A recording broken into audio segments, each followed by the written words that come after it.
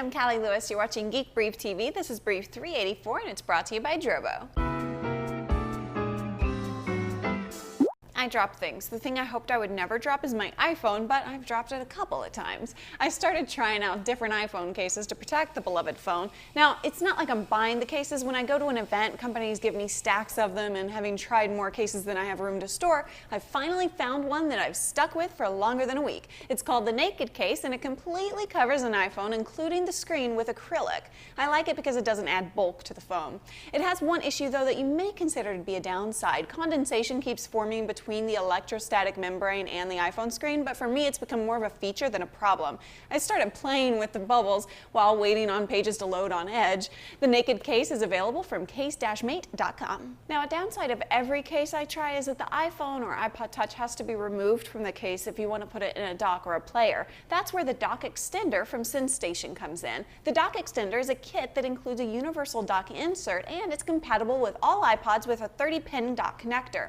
It comes in either black or white to match either your iPod or a black speaker system like the Griffin Evolve. Canadians are up freaking set by the Rogers iPhone rate plan. RuinedIPhone.com is hosting a petition targeted at Steve Jobs, asking his Jobsness to intervene with Rogers on behalf of iPhone users. Canadians want a more reasonable data plan, and no matter what the kids from South Park might say, Canadians deserve it. Heck, we get much of our comedy from there. At the time we're recording this episode, the petition has over 17,000 signatures. I'm not a big petition person, but when it's for Canadians, why not? We're looking forward to being settled in life enough to grow stuff. I would imagine we would start with tomatoes. Before we started the podcast, we attempted to grow tomatoes, and it was a big fail. The Plant Sense Garden Grow brings some tech intervention to the growing process. It's a system that includes a sensor that you insert into the soil. It connects to a Mac or PC via USB and provides information about how your plant is doing and what needs it might have. Each stake costs about $60, and they won't actually be available for sale until later this year. Hopefully you guys are enjoying Firefox 3 as much as we are. I feel marital triumph because Neil switched from Safari to Firefox, and he's even installing extensions.